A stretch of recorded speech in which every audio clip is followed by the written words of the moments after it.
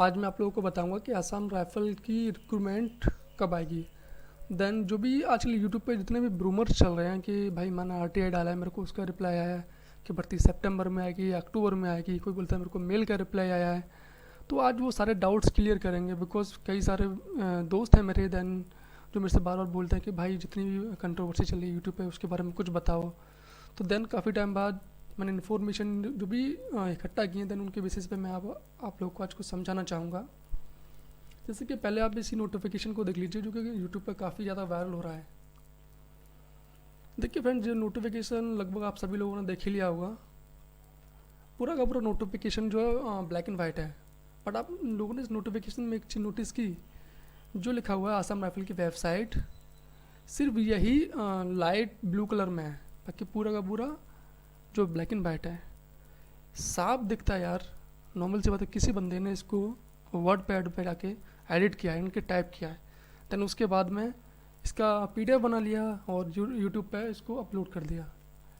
Then second चीज़ ये है कि आसाम राइफल जो किसी भी मेल का और स्पेशली आरटीआई का तो रिप्लाई वो करते ही नहीं है। बिकॉज मैं आपको आरटीआई भी एक दिखा रहा हूँ, ये आरटीआई मैंने खुद ने डाला था, दिखेगा साफ दिख रहा है आरटीआई। मैंने अपना एड्रेस और ईमेल आईडी को हाइड कर दिया है, बाकी आप आरटीआई में सारा कुछ पढ़ सकते हो आराम से। इसमें साफ साफ लिखा हुआ है कि जो आरटीआई एक्ट है 2005 उसमें एक सेक्शन 24 है, जितनी पैरामिलिट्री फोर्सेज हैं वो सेक्शन 24 के अंडर में आती हैं। अब वो सेक्शन 24 क्या होता है वो भी मैं आप लोगों को समझा ही देता हूँ।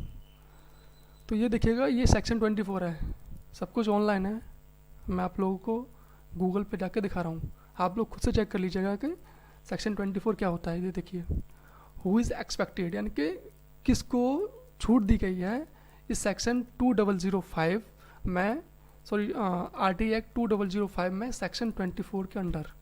देखिए जितनी भी पैरामिलिट्री फोर्सेज हैं दैन जितनी भी सिक्योरिटी फोर्सेज हैं, चाहे वो आईबी हो, चाहे वो रिसर्च एंड एनालिसिस विंग हो, चाहे कोई भी फोर्सेज हो, सीबीआई हो, आसाम राइफल देखिए, आसाम राइफल भी इसी में आती है।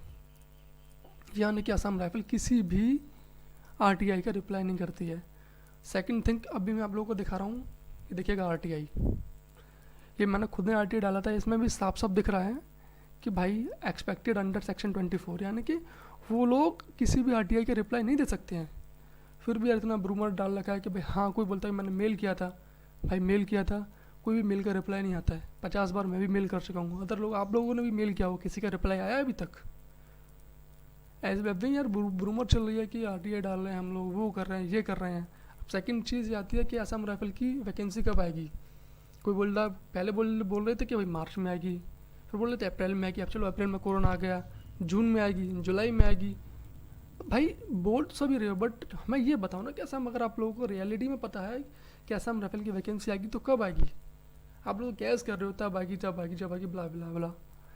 अब देखिए सन 2015 में जो असम राइफल की वैकेंसी थी वो 574 यानी कि 574 वैकेंसीज आई थी। देन वो किस मंथ रिलीज़ हुई थी आप लोगों को वो दिखाता हूँ। ये देखिए 31/8, 31/8/2015 इसकी लास्ट डेट थी फॉर्म भरने की। ठीक है, अब 16 में आ जाइए, 16 में वैकेंसी नहीं आई थी किसी कारण बस, बट 17 में असम राइफल ने 2 वैकेंसियाँ दी थी, बिकॉज 16 वाली वैकेंसी भी 17 में दी थी, देन 17 वाली भी। जो असम राइफल में 17 वाली वैकेंसी कब आई थी, देखिए जो असम राइफल की 17 में वैकेंसी आई थी, 2 वैकेंसी आई थी, उनमें से एक तो आ गई थी फरवरी में और एक आई थी लास्ट में। फरवरी में जो उसकी लास्ट डेट थी वो 4 फरवरी थी। अब 18 में कब वैकेंसी आई थी? 18 में तो आप सबको पता ही है कि लास्ट दिसंबर में वैकेंसी आई थी। देन जिसकी लास्ट डेट थी वो जनवरी 15 थी, बट उसको बढ़ा के 20 जनवरी कर दिया था। फिर उसमें वैकेंसीज भी इंक्रीज़ हो गई थी। तो भाई मोटा मोटा है, नॉर्मल सी बात है कि जो इसकी असम राइफल की नई रिक्रूटमेंट है, मे भी चांसेस हैं कि वो नवंबर दिसंबर से पहले नहीं आएगी। आ जाए तो अच्छी बात है। आप लोग नॉर्मल होकर अच्छे से प्रिपरेशन कीजिए असम राइफल की। देन आप लोगों को करना क्या है, लोग तो यही बोलते रहेंगे कि यार वैकेंसी तब आएगी, तब आएगी, जब आएगी। अगर अभी भी किसी को कोई डाउट हो मेरी इन्फॉर्मेशन से तो मेरे को कमेंट कीजिए, मैं हर एक कमेंट का रिप्लाई करूँगा। देन आप लोग को बताऊँगा कि आप जो भी आप लोग के डाउट्स हैं। अभी बहुत से लोग बोल रहे थे कि भाई हमें ये बताओ कि असम राइफल का सिलेबस होता है ना, उसमें 5 सेक्शंस होते हैं।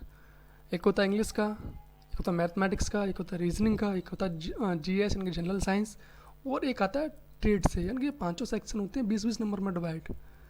तो इसमें इतना हाइपर होने वाली कोई बात नहीं है, पेपर आराम से नॉर्मल आता है, आप अच्छे से प्रिपरेशन कीजिए। मैं तो एक ही बात कहूँगा यार, वैकेंसी सपोज़ करो आज आ जाए, कल आ जाए, क्या आप उसके लिए भी रेडी हो? अपने आप को प्रिपेयर कीजिए, बिकॉज इस बार कंपटीशन प्रीवियस की तरह, इनके लास्ट की तरह काफ़ी हाई होने वाला है, लास्ट वाली से। क्योंकि इस बार ना हर बंदा ER की वेट कर रहा है, बिकॉज 2 साल से वैकेंसी नहीं आई है। और कोई भाई डाउट मत करो कि एज का रिलैक्सेशन मिलेगा, मुझे तो लगता नहीं है कि एज का कोई भी रिलैक्सेशन मिलने वाला है ER में। तो वैकेंसी आएगी, ऐसी बात नहीं कि वैकेंसी नहीं आई, आज नहीं तो कल वैकेंसी आई जाएगी। बट आप लोग पेशेंस रखें और रूमर पर ध्यान ना दें यार। अगर अभी भी किसी का डाउट है, कोई भी डाउट रह गया है, तो मेरे को कमेंट सेक्शन में बताएं, देन मैं उन आप सबके डाउट्स का रिप्लाई करूँगा, देन उनको क्लियर करने की भी कोशिश करूँगा। भाइयों, ये मेरी यूट्यूब पे पहली वीडियो थी। अगर आप लोगों को मेरी दी हुई इन्फॉर्मेशन सही लगी हो तो मेरे यूट्यूब को सब्सक्राइब करें, देन लाइक करें। Thank you.